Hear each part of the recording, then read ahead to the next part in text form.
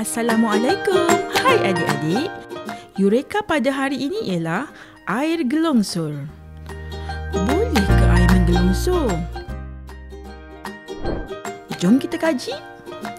Bahan dan alatan yang diperlukan ialah 2 cawan plastik, air berwarna, benang bulu, pita pelekat dan gunting.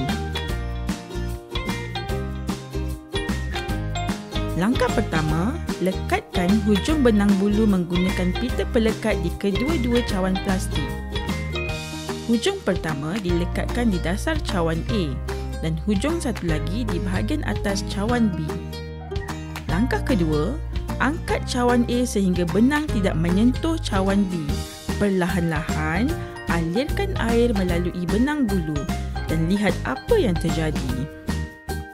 Eureka! Air dari cawan A turun ke cawan B melalui benang bulu dengan cara menggelongsor kerana sifat air yang boleh mengalir.